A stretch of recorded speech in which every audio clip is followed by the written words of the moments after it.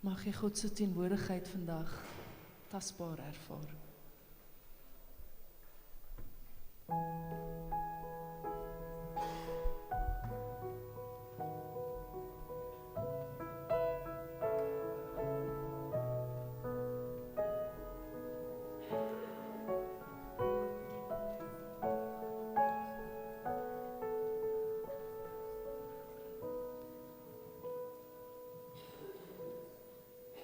God is hier teenwoordig. Laat ons bidde nader. Hier waar ons voor hom vergader.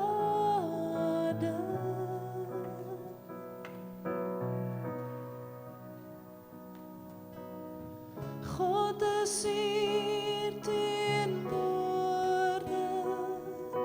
Heilig is die Here. Buig in stilte hom ter ere.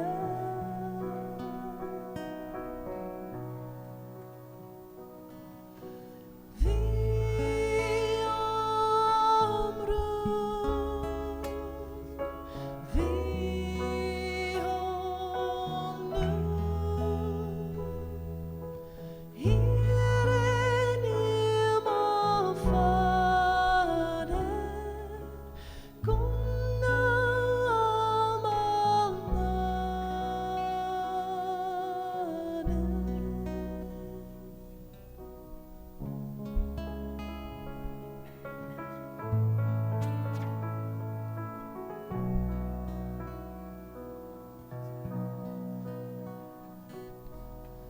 God is hier teenwoordig. Laat ons bidde nader. Here, gee ons genadig wil vergewe.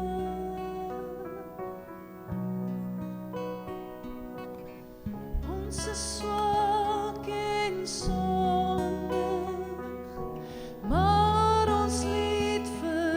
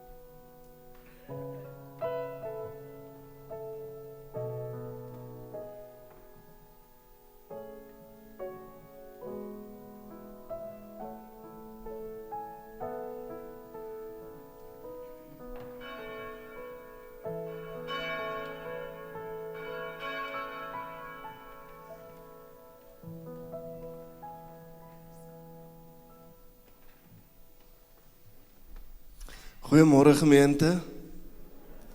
Ek groet julle in die naam van die Vader, die Seun en die Heilige Gees, die drie-enige God, wie ons roep, versamel, vorm en stuur. Ek en Tom werk met die universiteit, met die proffies van teologie, en baie van daai professors sê altyd vir ons, in 'n erediens moet dinge gewy wees en nie ligsinnig nie, en jy moenie grappies wil maak en goed nie, dis nie die plek in 'n erediens nie. En dan die beste voorbeeld wat die professors vir ons sê, is die kerk is nie 'n plek om te kom praat, byvoorbeeld oor wat het op 'n Saterdag, dan maak jy nou 'n grappie oor die rugby of so iets nie. En ek wil net sê, ek stem heeltemal met hulle saam.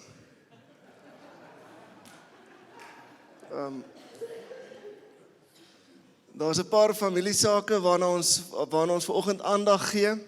Die eerste ene is 30 Julie is haar lidmaatskap gesprek na die diens. So skryf dit in jou dagboek, as jy redelik nuut is hierso en jy wil meer uitvind net van hoe werk die kerk, wat word van jou verwag, lidmaatskap gesprek, en jy's welkom of jy nuut is en of jy oud is, 30 Julie na die diens. Die 6de Augustus na die diens is daar 'n spesiale gesprek of 'n groepie wat, ek weet nie wat mense het, 'n trauma groepie vir ouers wat kinders het tussen 0 en 3. Ons gaan 'n bietjie gesels oor, soos ek laas gesê het, nie jou geloof of huwelik te verloor nie. So ouers van kinders tussen 0 en 3, 6de Augustus, sal lekker wees, ons gaan tegnieke en idees uitruil met mekaar. Die 2de Augustus, dis 'n Woensdag aand, sing Rihanna Nel hier ergens, en die vroue van ons gemeente gaan saam kyk. Daar's hulle hele paar wat in is, en hulle gaan saam ry, so laat weet asseblief vir Marley, redelik vinnig as jy beplan om saam te gaan luister na Rihanna Nel. En dan die laaste familiesaak is ons het 'n gemeente uitreik in die Drakensberge 1 tot 4 Oktober.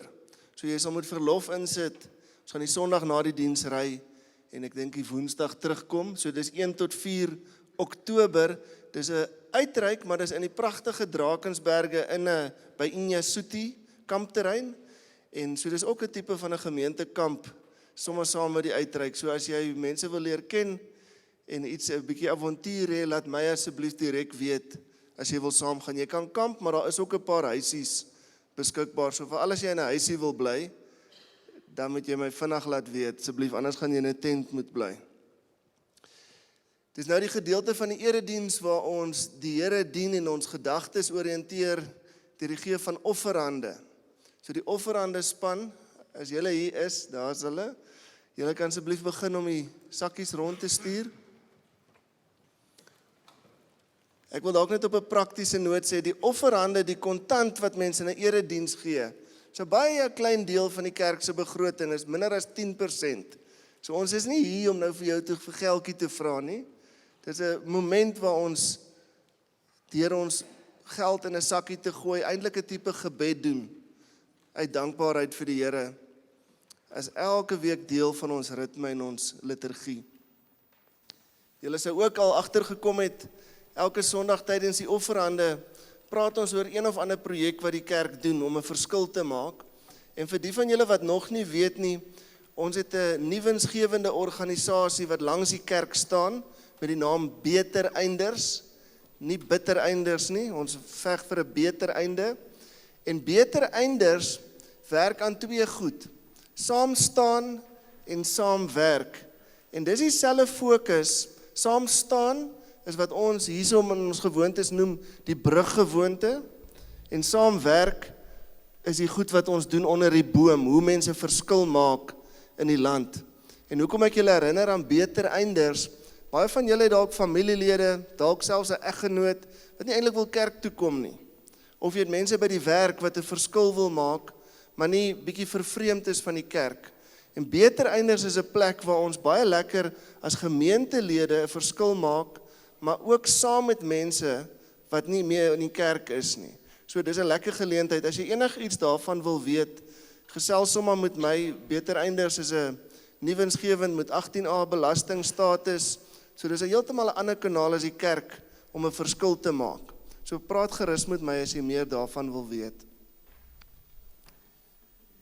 Dit lyk of die offerande in is.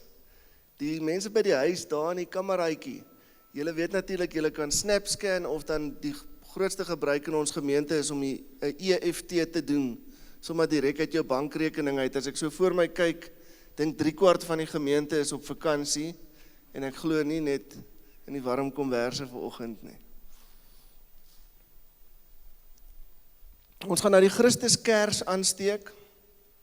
Elke week praat en bid ons oor waaroor moet ons bid as ons die Christuskers aansteek. Wat is die fokus?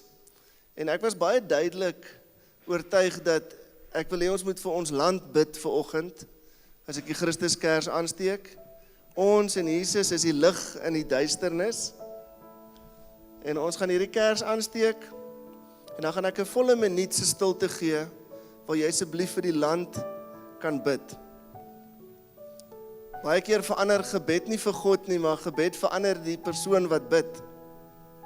En ek self het toe ek vir die land bid hierdie week, besef maar ek moet my deel doen. En dit is nie net om elke 4 jaar wakker te skrik en te stem nie. 30% van die mense, net 30% stem byvoorbeeld. So as ligdraers in die duisternis, het ons die hele jaar, elke jaar op 'n manier leef, dat ons land 'n beter plek maak. Maar ek wil vra vanoggend, soos wat jy vir die land bid, bid asseblief ook vir die burgers van die land, om hulle deel te doen. Volgende jaar is 'n stemjaar. Dit is baie belangrik, is deel van ons naaste liefde, om daar op te daag en te stem, maar mens moet opbou daartoe, gesels, bid, deel wees. So ek gaan nou die kers aansteek, en ek nooi jou uit om eerstens te fokus op Jesus, in wie al ons hoop is, en dan tweedens ons land aan hom op te dra.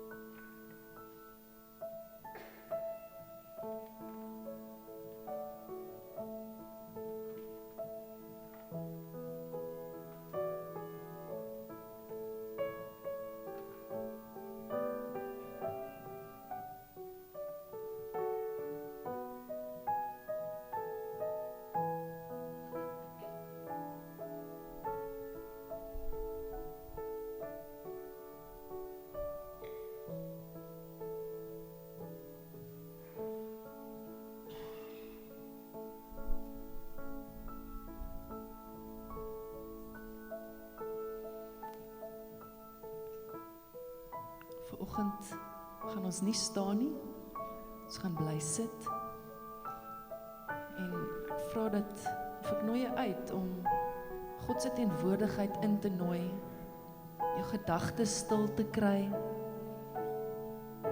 aan Jesus te dink op die kruis, en aan Jesus te dink waar hy uit die graf uit opgestaan het, want dit is wat ons vandag vier, elke Sondag, Jesus wat opgestaan het, en dat hy steeds in beheer is, selfs in Suid-Afrika. Sing gerus saam in aanbidding. Wees stil en weet, ek is hier, ek spreek en wind en golwe bedaan, ek sal ook jou getrou bewaar.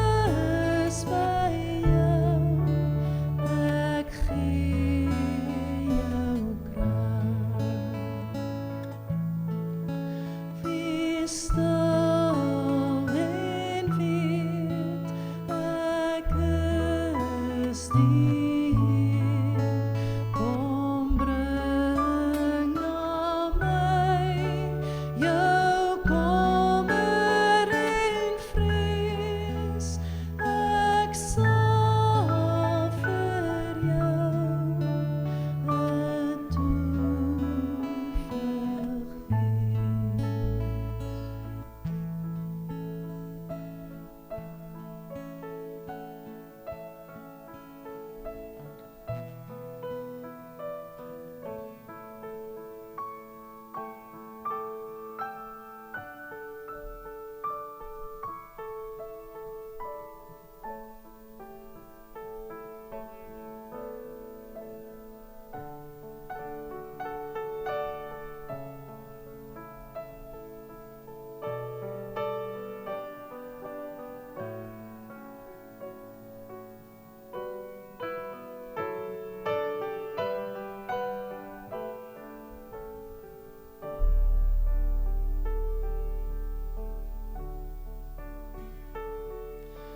God is hier teenwoordig, laat ons bidden nader, hier waar ons voor hom vergader. God is hier teenwoordig,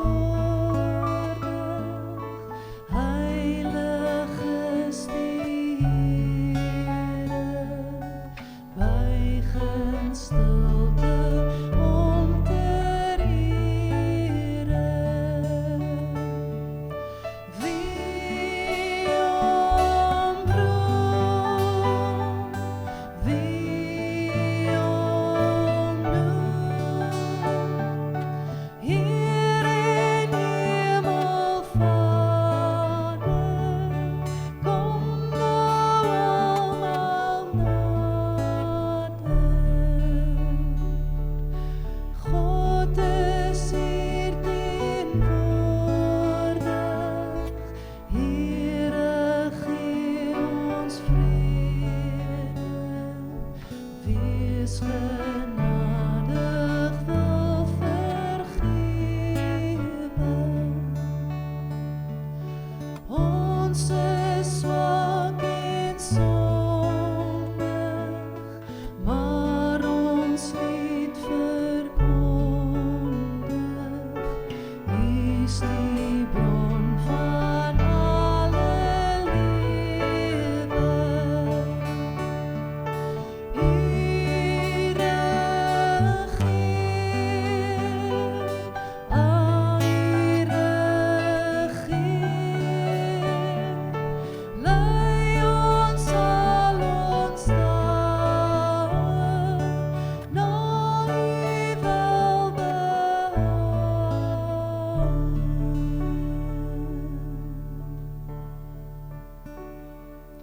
Ek soek U, o God, my God, ek dors na U, God, soos 'n lam sonder water, wil ek tot U nader, om by U te wees, om by U te wees.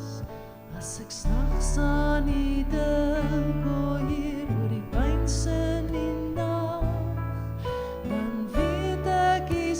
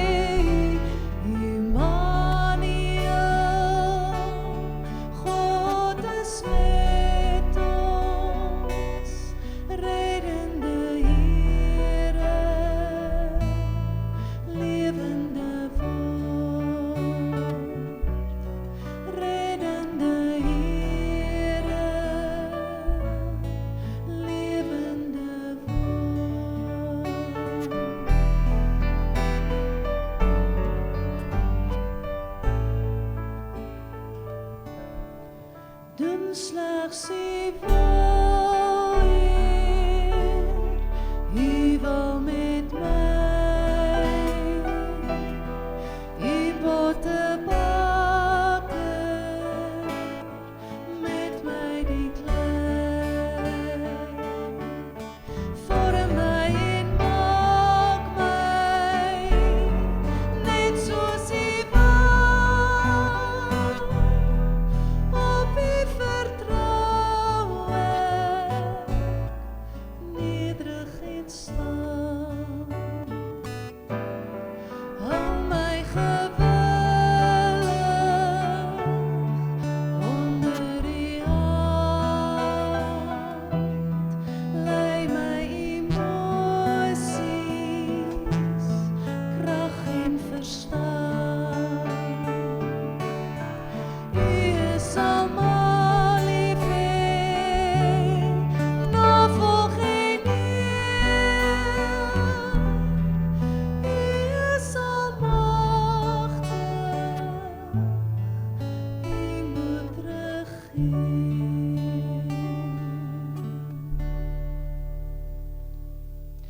Ek loof en prys U derentyd. Ek loof en prys U derentyd. En roem U groot barmhartigheid. En roem U groot barmhartigheid. Ek wat vergifnis hier ontvang het, sing dankbaar my verlossingslied. U weet hoe ek na U verlang het my guns my aangebied. Ek loof en prys U derentyd. Ek loof en prys U derentyd.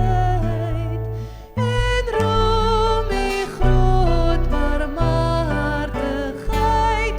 En roem U groot barmhartigheid. Ek was verlore in my sonde en van die goeie weg vervreemd. Doch toen die Heer aan my die wonder om my as kind terug te neem. Ek loof en prys U derentyd. Ek loof en prys U derentyd. En roem U groot barmhartigheid. En roem U groot barmhartigheid.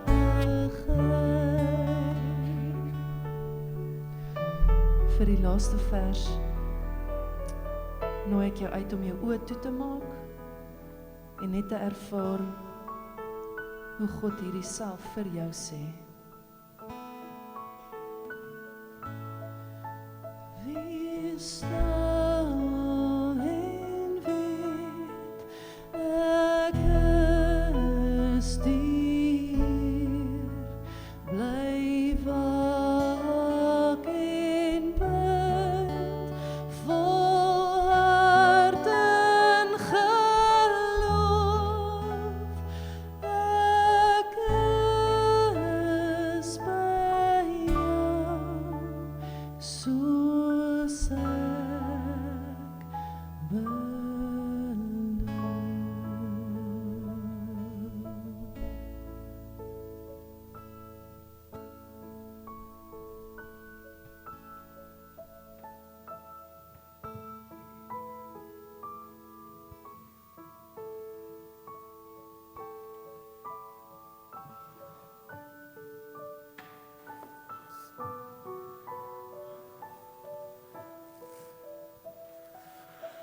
Here, baie, baie dankie dat U by ons is.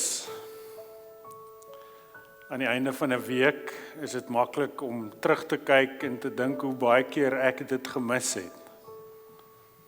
Ons dankie Here dat U 'n God vol genade is en dat U 'n God is wat konstant by ons is en ons wil herinner van U goedheid en U liefde. Ons dankie Here dat U vir ons geskenke gee, die gemeenskap van die heiliges, vriende wat saam met ons wandel. Ons dankie vir U woord wat by ons is, wat 'n lig is vir ons pad. En ons bid Here, soos wat ons nou na die teks kyk wat U vir ons gegee het, dat U ons harte sal roer, sodat ons opnuut deel sal raak van die avontuur van U storie in ons lewe. Amen. Baie dankie julle. Geliefdes, ons is nog steeds besig met ons Ou Testament tekste en vandag begin ons uit Genesis 25 uitlees. En as jy Genesis lees, dan is die Genesis reeks gefokus op baie van hierdie groot ou verhale wat ons lewens kan rig. En van Genesis 25 af is die Jakob siklus. En so hierdie Sondag kyk ons na Esau en Jakob en volgende week bietjie verder na Jakob se lewe.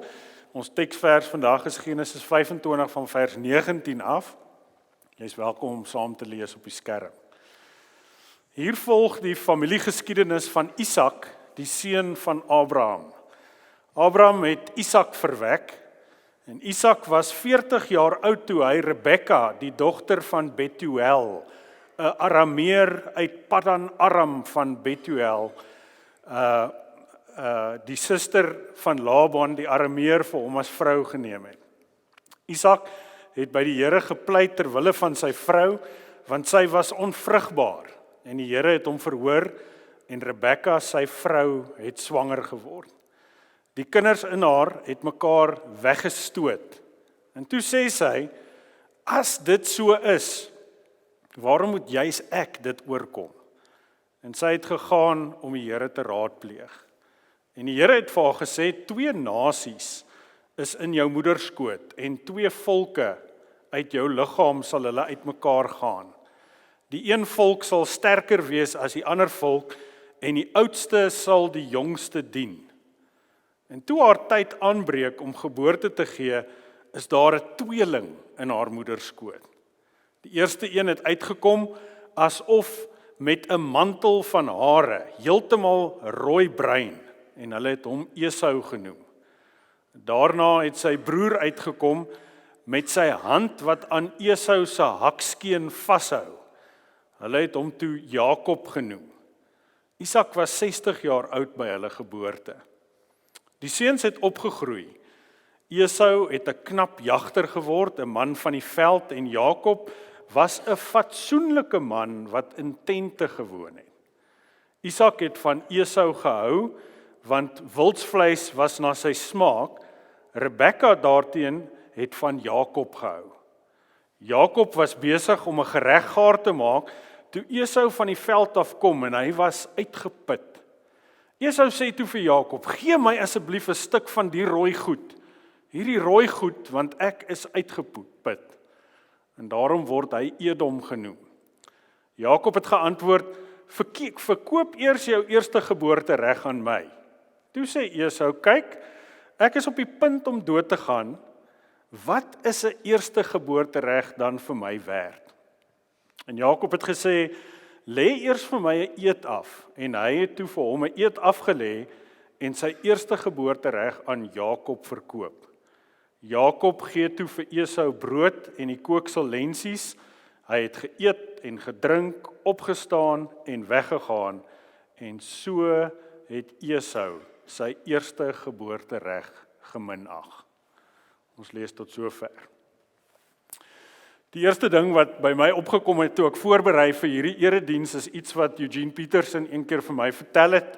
Hy het gesê, is dit nie bemoedigend dat daar in die Bybel geen perfekte families is nie? Dit is daarom ongelooflik bemoedigend. Die Bybel is nie verhale wat skoongevee is en geredigeer is op maniere wat dit maak dat dit lyk asof Bybelse verhale en mense deur wie God se lewe werk perfek is nie. En in hierdie verhaal sien ons, net soos in 'n klomp ander verhale in Genesis met Kain en Abel, het ons dit ook gesien dat hierdie verhaal waarin ons godslewe ontdek en leef, is 'n lewe waar alles nie altyd net klop disselboom gaan nie. En so in hierdie teks wat ons vandag gelees het, lees ons die verhaal van Jakob. Nou julle sal onthou, in die Ou Testamentiese tyd het jy 'n naam gekry wat of 'n assosiasie was met iets wat tydens jou geboorte gebeur het, en so Jakob se naam beteken letterlik hakskeen-gryper, omdat hy as een van die tweeling sy broer bietjie gekarnuffel het. Hierdie was 'n hektiek swangerskap gewees. So erg dat Rebekka gesê het op 'n stadium, maar hoekom ek? Die Hebreëus is baie direk, as jy dit direk vertaal, sê dit dan, hoekom is ek? So jy weet, dit was onstuimig. Hier was iets al klaar in Rebekka se lewe wat gesê het, dat wat hier ook al gebeur, is nie net smooth sailing nie. En in hierdie verhaal kry ons Jakob, my middelnaam by the way is Thomas Jacobus, 'n naam wat ek met my medeleraar Jaco hierso deel, wat 'n naam is wat nie great is nie. Hakskeen gryper kan ook vertaal word met die naam bedrieër. So jy kan nou dink, jy weet, jy doen besigheid in daai tyd as een van die aartsvaders Jakob, en jy sê, hallo, my naam is bedrieër. Jy weet, jy is so 'n bietjie op die agtervoet op die ou ende. Gelukkig later in die teks gaan ons leer dat die Here Jakob se naam gaan verander. Dit kom volgende week as jy deel wil wees van daai erediens. Hierdie verhaal van Jakob en Esau is 'n tragiese verhaal, en ons gaan vandag meestal op Esau fokus. Esau was die oudste gewees, en die oudstes in die ou antieke tyd het die eerste geboorte reg gekry, wat beteken het dat hy 'n dubbel porsie sou gehad het. Nou ek het lekker aan my pa gedink toe ek ook voorberei het. My pa was 'n baie interessante ouer gewees. Een van die dinge wat hy baie keer met ons 3 seuns gedoen het, is hy sou nie die ouerskapstyl gehad het, om as hy vir my boetie of vir my of my klein boetie iets koop, om dan dadelik vir die ander in 'n regverdige vergelyking presies dieselfde te koop nie. So kon dit toe gebeur, dat sê nou maar net ek moet 'n nuwe rugbybal kry, dan gaan ons nou en hy koop 'n nuwe rugbybal en die ander 2 broers kry niks. En al was maar altyd 'n gesaanik en 'n gehuil, en dan my pa hierdie frase gehad wat gesê het, ag shame, die een seun het niks gekry nie. Maar sy styl was om te sê dat oor tyd sal hy wys dat hy 'n pa is wat wel regverdig is. En een van sy ander lyne was wat hy baie keer oor my klein boetie gesê het wat 9 jaar jonger is as ek, my sonnetjie skyn oor almal. En dit is baie interessant dat wanneer ons hierdie teks lees, dan kom ons agter ons is hier in 'n patriargiese samelewing waar die reëls bietjie anders was. In daai tyd wou jy jou familie sterk gehou het. En die domste ding wat jy kon doen, was om die rykdom van jou familie te ver te diversifiseer, want dan maak jy die moontlikheid dat jou familie swakker kan word. En daarom was hierdie gebruik van die eerste reg verskriklik belangrik. As jy tyd het vanmiddag, kan jy so 'n bietjie in Deuteronomium 21 daaroor gaan lees. Maar dan kom hierdie teks nou en sê iets baie interessant, dat van hierdie kinders in Rebekka se swangerskap bekend raak en sy vir die Here gaan vra, wat gaan aan hier binne in my binneste? Sê die Here, maar hier gaan 'n omgekeerdheid plaasvind. Hierso gaan iets gebeur wat teen die norm is. Walter Brueggemann, die Ou Testament teoloog, skryf dan ook en hy sê, as jy hierdie teks lees, dan kom jy agter, God does not align himself only with the obviously valued ones, the firstborns. Brueggemann gaan so ver om te sê dat hoe ons God in Genesis ontdek is dat God is dadelik die tipe God wat die konvensies van die tyd totaal en al omkeer en sê, my manier van werk is nie noodwendig die manier wat is soos wat die kultuur se manier is nie. Hier is 'n kruis of 'n anti-kultuur beweging wat plaasvind. En nou lees ons in hierdie teks van hierdie 2 boeties. Jakob klink asof hy op Vogue magazine kon gewees het. Hy's 'n mannetjie wat hou van glamping. Jy weet, hy's fatsoenlik, sê die teks, en hy het daarvan gehou om in tente te woon. Ek imagine hy het een van hierdie great eco trailertjies met alles wat oop en toe maak. Jy weet, hy het verwarmertjies. Jy weet, hy het DStv daar, hy het 'n warm stort. Jy weet, hy word beskryf as iemand wat as jy die Hebreëse teks lees, dadelik gesien word as iemand wat hoogs intelligent is. En die ander persoon is ons ou goeie vriend Esau. Hy sou miskien eerder op Men's Magazine gewees het, se voorblad, six-pack, hy's harig, sê die teks vir ons, hy's 'n man van die veld gewees, maar hy is ook so 'n bietjie Die teks wys dit ook baie. Die manier hoe die die skrywer hierdie opskryf in Hebreëus, sit in sy mond woorde wat baie grof is. So lees ons byvoorbeeld dat wanneer hy sy lensiesop eet, dan sê die Hebreëus, hy vreet dit. Hy is so 'n bietjie soos 'n animal. Jy weet, daar's so 'n bietjie diereienskappe by hom. En so die teks sit hierdie twee persone teenoor mekaar. Esau, die man van die veld, en dan lees ons van hierdie Jakob. Hy is fatsoenlik, sê die 2020 vertaling. En hierdie twee kragte is besig om te werk, en die teks, as jy tyd kry, gaan lees dit asseblief, Genesis 25 tot 28, kan mens nie anders nie as om deur die teks elke nou en dan vir arme Esau baie jammer te kry, is dat hy word duidelik getriek deur die hakskeenbyter. Sy ander naam in Engels kan wees the trickster. Die teks sê later, en dis nou nie deel van ons perikoop nie, dat wat gebeur het as jy Genesis 27 lees, is nie net kry Jakob Esau se eerste geboorte reg nie, maar saam met sy ma Rebekka triek hulle ook vir Isak, sodat Isak op die ou einde die seëning wat eintlik na Esau toe moes kom, ook vir Jakob gee. En jy sal miskien uit jou sonnaarskoolklasse kan onthou, Rebekka help haar seun deur vir hom harige klere te gee, sodat hy soos Esau kan voel. Sy sê vir Jakob, sy gaan hom help om 'n lekker wildspotjie te maak, so sy berei 'n tipe kos saam met Jakob voor, wat maak dat Isak dink, hierdie is Esau se kos, en op die ou einde gebeur dit, dat Jakob Esau se seëning kry. En Genesis 27 eindig dan, wat die voorwerk is vir volgende week se teks, dat Esau sê, hy gaan sy lewe wy daaraan, om sy boetie terug te kry. Hy gaan revenge pleeg. Ek het nou die dag, het ek weer gedink oor hierdie diep motief wat in ons menslikheid is dat ons wil wraak neem. En Esau het gesê, hy sal nie rus totdat hy Jakob voor die mense sal verneder en op die ou ende hom doodmaak. En hierdie tekste is tekste, dink ek, wat iets wys van ons lewe. Jy kan 'n Netflix reeks hieroor maak. Is dat hier is eg menslikheid oor 'n God wat sy wil laat geskied, selfs in die midde van al hierdie konkelry. Die teks is ook problematies, want daar's verskillende maniere om hierdie teks te lees. In my voorbereiding het ek die rabbi Jonathan Sacks se kommentaar gelees, waar hy sê, almal in hierdie teks maak droog. Jakob maak droog, Esau maak droog, Rebekka maak droog, Isak maak droog. Daar's niemand hier in hierdie teks wat 'n perfekte vertolking het van wat aangaan.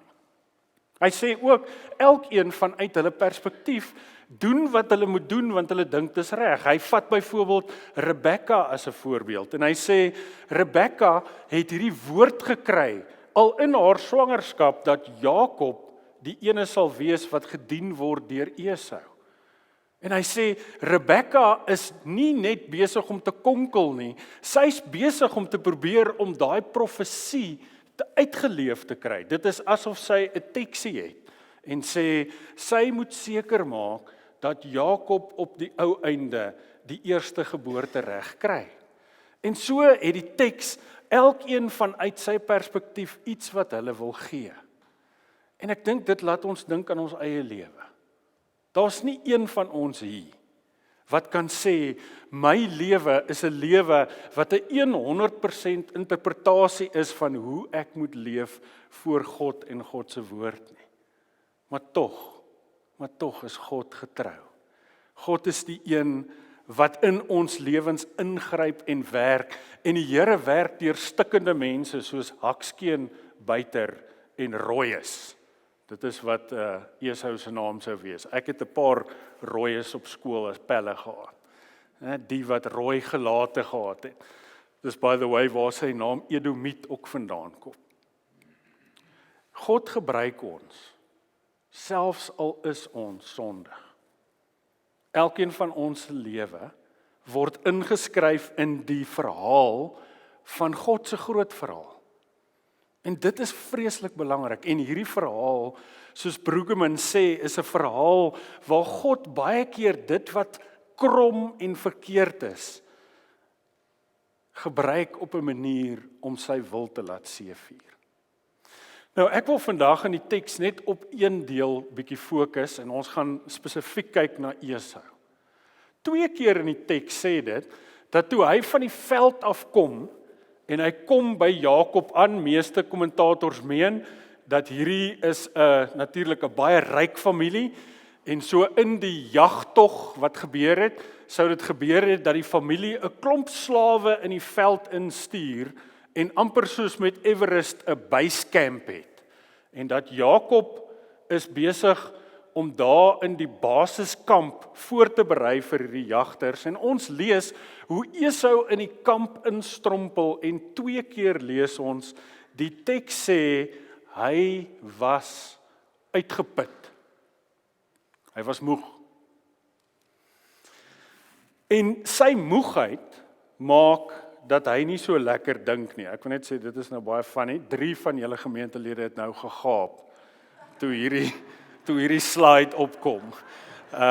So ek sien jou, ek kan sien jy's ook uitgeput, né? Die teks herhaal hierdie, want ek dink dit sê iets vir ons vir wat gebeur in Esau se innerlike wêreld, word weerspieël deur dit wat hier in sy eksterne wêreld aangaan. Hy was uitgeput. En in sy moegheid maak hy 'n paar besluite wat kardinale verkeerde besluite is. Walter Brueggemann weer sê dat as jy na hom kyk, dan is daar 'n kontras tussen hom en Jakob, and the contrast is between deferred and immediate material blessings. Esau is hungry and he cannot wait. Nou, ek het hier 'n prentjie van 'n marshmallow, want hierdie het my weer laat dink aan 'n baie bekende Stanford eksperiment, wat in 1970 geloods is. 'n Paar van julle ken hierdie eksperiment. Dit is 'n eksperiment wat navorsers nou gevolg het al vir 40 jaar. Hier is die eksperiment. Hulle het 3 tot 5-jarige kindertjies gevat, en hulle in 'n kamer neergesit, en vir hulle gesê, hier's vir jou 'n marshmallow. As jy 'n bietjie wag tot die oom of tannie terugkom en jy het nie jou marshmallow geëet nie, dan kry jy nog 'n marshmallow. Nou as jy jouself vreeslik wil entertain, gaan Google vanmiddag marshmallow test. Want daar is baie navorsers wat nou hierdie toets al herhaal het, en dit is vrek snaaks om te sien wat hierdie kindertjies doen. Party van hulle natuurlik kan die 3 tot 5 minute wag, en dan kom die tannie terug, en dan kry hulle nog 'n marshmallow. Maar party van hulle doen die ongelooflikste goed. My gunsteling een is 'n kindjie gewees, wat die marshmallow van die binnekant af uitgeëet het, sodat net die dop oorbly. So die doppie is daar, en die tannie kom in, en sy sê, mooi, jy het die marshmallow nie geëet nie, en toe sy hom so optel, so, hierdie ding se volume voel nie lekker nie. Nou, die toets is 'n toets wat ietsie wys van wat ons natuurlik noem delayed gratification.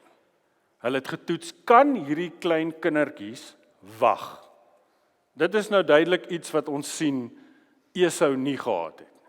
Hy kon nie wag nie.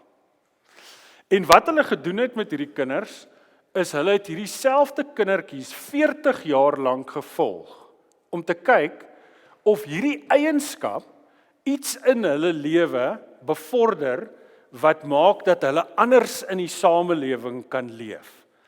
Nou daar's natuurlik baie faktore as jy iemand oor 40 jaar volg, maar hulle kan tentatief sê dat hierdie is een van die belangrikste eienskappe om 'n lewe wat heilsaam is te kan leef, is om aan te leer, hoe kan ek, soos wat die Afrikaanse woord sê, plig voor plesier plaas.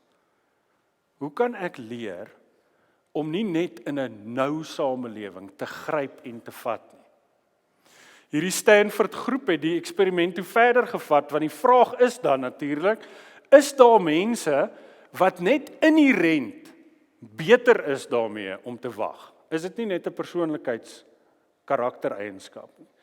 En daar's toe 'n ekstra deeltjie by hierdie eksperiment gedoen. Hulle het die kindertjies weer in 'n groep gesit, verskillende groepe, 2 groepe. En vir die een groep het hulle weer gesê, hier is die marshmallow, as jy kan wag, dan gaan jy nog een kry, maar toe sit hulle nog ietsie by. Hulle sê toe, die tannie gaan nou kom, jy kan as jy wil, bietjie inkleer met kruite, en die tannie gaan nou inkom, en dan gaan sy vir jou nog lekkerder kruite gee, groter kruite en meer kleure. En vir die een groep, het die tannie teruggekom, en sy het 'n groot boks kruite saamgebring, so wat die tannie gesê het, het sy gedoen. Met die tweede groep, bietjie wreed, het die tannie ook gesê, ek gaan vir jou kruite bring, jy moet net so bietjie wag, en dan het die tannie nie die kruite gebring.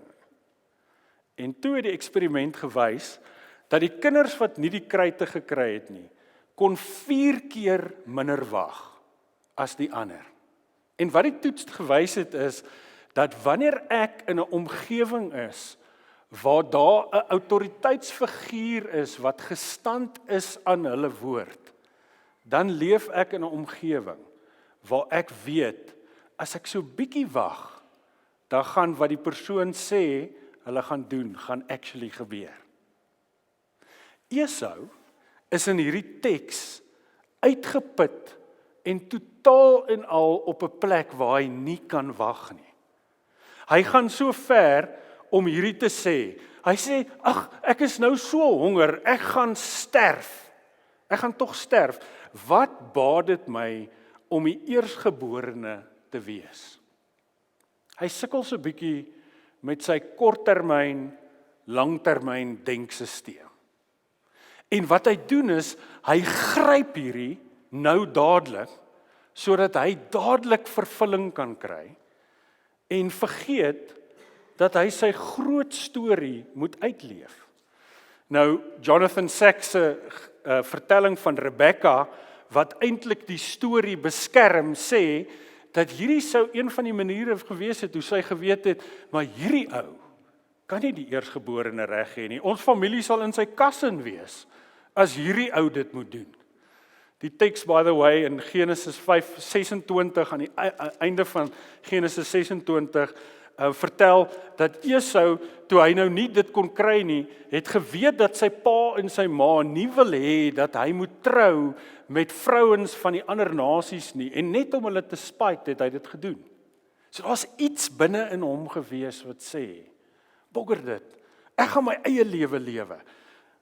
Nou, ons het natuurlik 'n term vir hierdie vers 32, waar hy gesê het, ek gaan tog sterf, wat baat dit my om die eersgeborene te wees, en dit is die term hangry.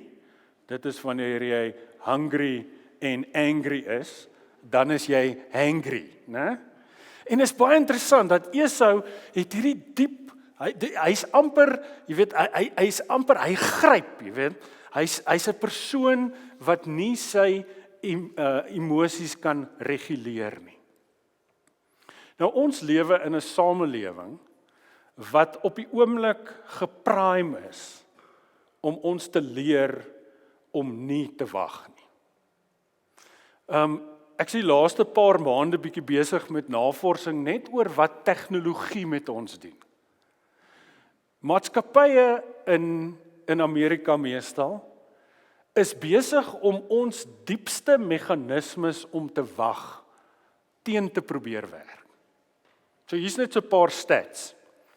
As jy 'n gemiddelde selfoongebruiker is, dan raak jy aan jou foon fisiese aanraking. Raai gou hoeveel keer, draai gou na die persoon langs jou of agter. Hoeveel keer 'n dag dink jy raak jy on average aan jou telefoon? Okay? So ek gaan nou nie die suspense te lank vat nie, sodat jy instant gratification kan kry. Die gemiddelde aanraking van 'n selfoongebruiker per dag is 2617 keer. Dit beteken nie noodwendig dat jy optelling kyk nie, maar dit is, jy weet, hierdie ding is gemaak om te koester. Jy weet, mense doen dit. Jy weet, het jy al gesien, mense sal so 'n bietjie vryfies doen. Jy weet, en so 'n bietjie vat, jy weet. Dit is deel van die ontwerpsiklus, is dat hierdie ding gebou is sodat jy so vinnig as moontlik die ding moet vat. En as jy wonder of jy een van daai mense is wat so bietjie deur die instant gratification van jou foon bevomvaai word, gaan bære jou foon in jou kas net oor die naweek en kyk wat gebeur met jou. Die gemiddelde selfoongebruiker op die oomblik gebruik sy of haar foon 3 uur en 15 minute. Dit is vir WhatsApps, YouTube, Instagram. As jy oor TikTok gemiddeld praat, vir die van julle wat tienerouers is, dan skiet daai nog verder op. Nou, die manier hoe hierdie werk, en ek gaan net 'n vinnige ietsie sê, is ons liggame is gemaak daarvoor dat ons goeders moet soek. Ons is so geprogrammeer. En deel van die soekrefleks is dat ons het 'n neurochemiese iets wat afgeskei word wat se naam dopamien is. En dopamien word afgeskei terwyl jy besig is om iets te soek, en as jy dit gekry het, dan is daai dopamien levels in jou lyf vreeslik hoog. En dis 'n natuurlike reaksie. Maar ons lewe in 'n samelewing waar die dopamien siklus oor en oor herhaal word op so 'n manier dat baie van ons se dopamien vlakke nie meer normaal is nie. Ons dopamien vlakke daal so diep dat ons die hele tyd in hierdie ongelooflike plek wil wees waar ons die lensiesop die hele tyd soek. Die groot ou ding van no pain, no gain is iets wat nie meer in ons kultuur die de facto is nie. En so Esau se storie herinner ons daaraan dat ons 'n ou antieke wysheid het wat is, as jy nie jou kruis daagliks opneem en Christus volg nie, kan jy nie sy disipel wees. Maar ons kultuur wil alles net maak wat lekker en vinnig is. En in Esau se lewe lees ons dis wat met hom gebeur het, is hy's moeg, hy's honger, hy soek dit nou. En die teks eindig op 'n manier, sommer net so vinnig 5 werkwoorde, wat sê, Jakob gee toe vir Esau brood, hy het geëet, gedrink, opgestaan en weggegaan. Die Hebreëus is op so 'n manier geskryf om te sê, die manier van die sin is amper soos, hy raak meganisties. Dis amper asof hy geprogrammeerd raak. En dan hierdie vers, dit sê, en so het Esau sy geboortereg geminag. Ons lewe in 'n samelewing waar ons in rusteloosheid en die soeke na konstante plesier kan verleer wat dit is wat ons waarlik moet ag. Minagting. Minagting van die huwelik.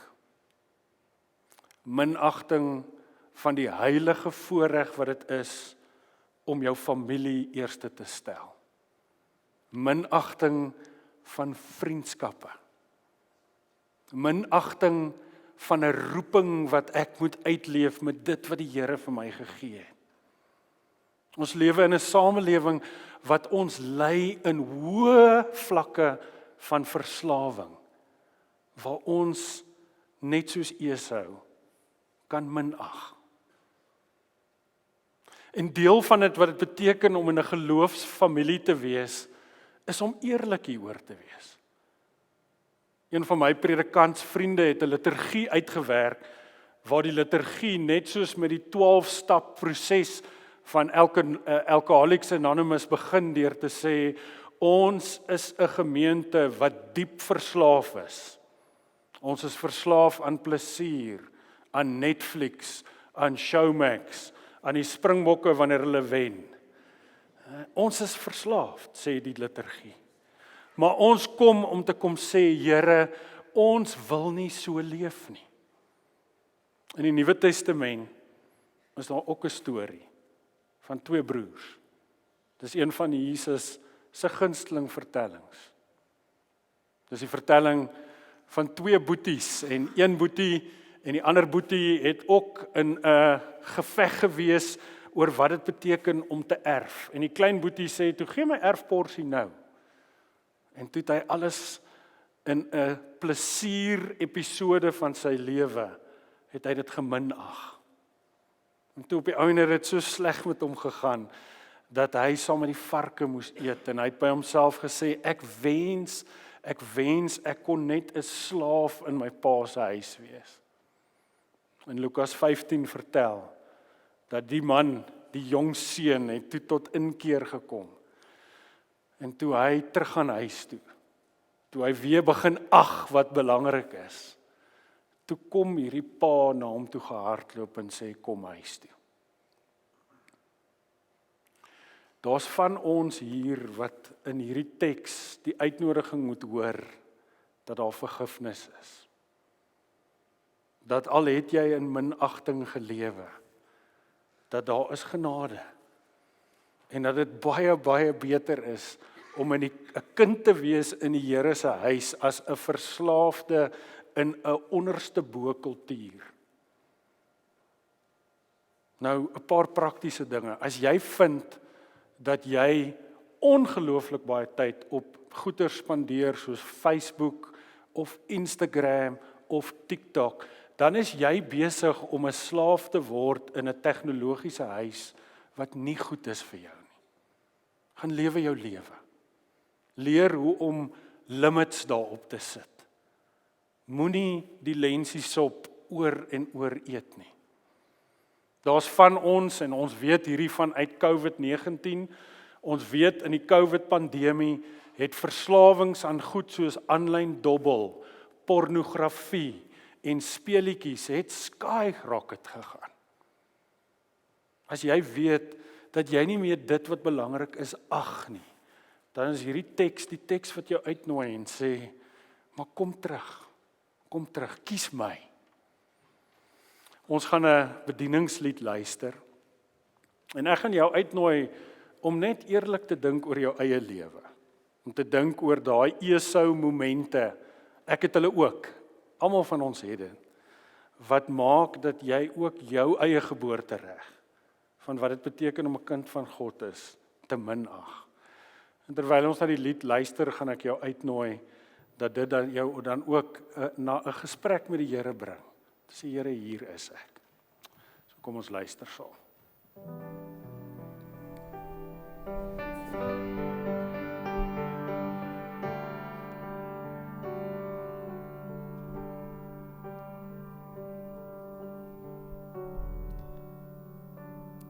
I'm caught up in your presence.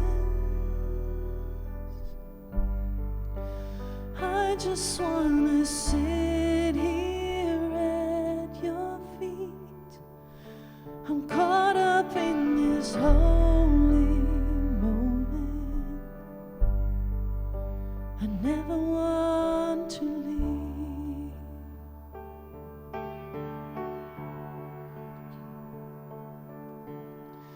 Oh, I'm not here for blessings. Jesus, you don't owe me anything. And more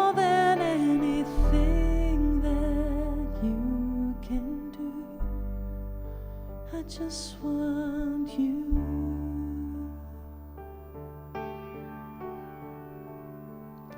And I'm sorry when I've just gone through the motions. I'm sorry when I just sang another song.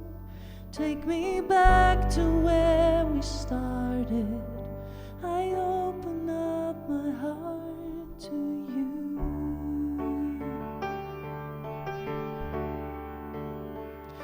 And I'm sorry when I've come with my agenda. I'm sorry when I forgot that you're enough. Take me back to where we started. I open up my heart to you.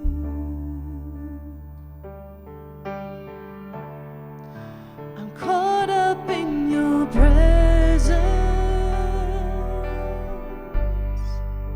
and I just wanna sit here at your feet.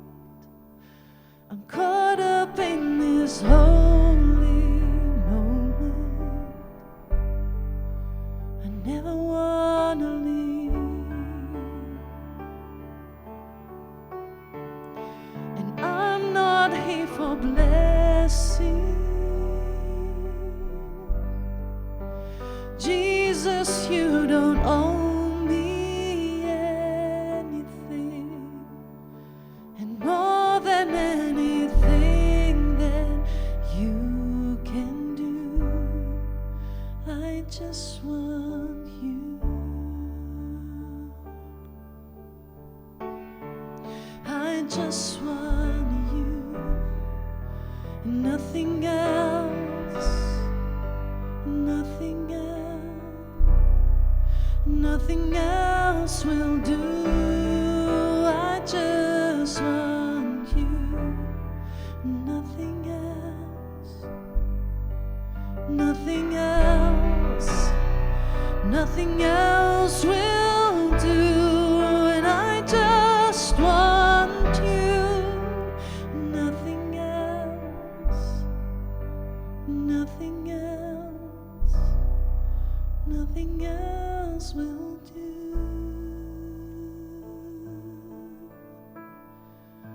I'm caught up in your presence. I just wanna sit here at your feet. I'm caught up in this holy moment. I never want to leave.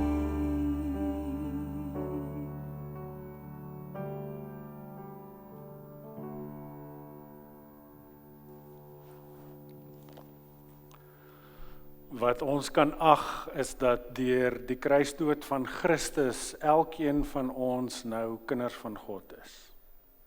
En dit is ons hoogste identiteit. En mag die Here ons help dat ons dit nooit minag nie. En mag elkeen van ons groei in ons lewens en in ons keuses om in hierdie genade al hoe sterker te word. Kom ons bid. Here, ons dankie dat U 'n God vol goedheid en liefde is. Leer ons, Here, om nie ons geboortereg te minag nie. Help ons, Here, in daai tye wat ons uitgeput en moeg gryp na dit wat ons lekker laat voel en wat nie noodwendig die beste vir ons is nie. Leer ons, Here, om soos hierdie lied sê, U te kies en U teenwoordigheid en U werklikheid in ons lewe. Ek bid, Here, dat U ons sal help as gemeente, dat ons U in die oog sal hou en dat ons oë op U sal hou deur ons elke dag lewe. Ek bid vir daai areas in ons lewe waar ons ook die lensies opdrink. En ek wil bid, Here, dat U ons sal help.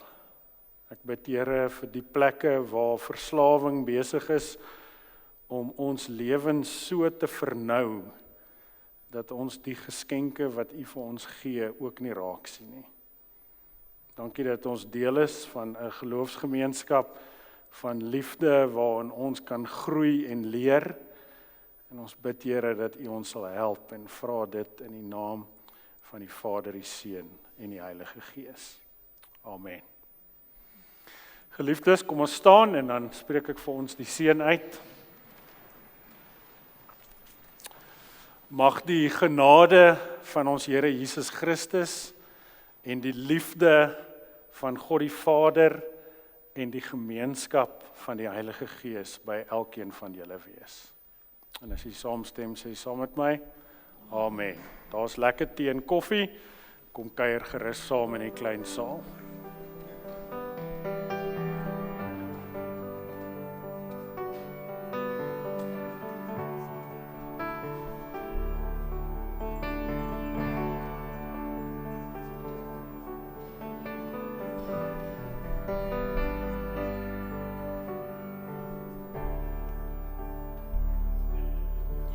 Sorry when I've just gone through the motions. I'm sorry when I just sang another song. Take me back to where we started. I open up my heart to you.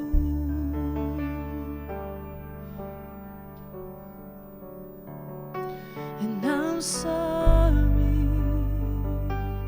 when I've come with my agenda. I'm sorry when I forgot that you're enough.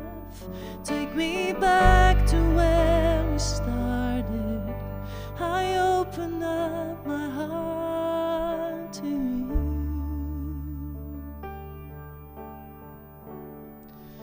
I'm caught up in your presence,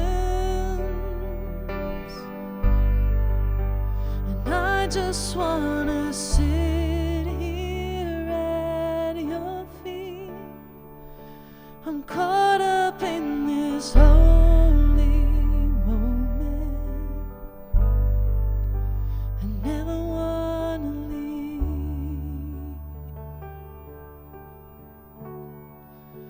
And I'm not here for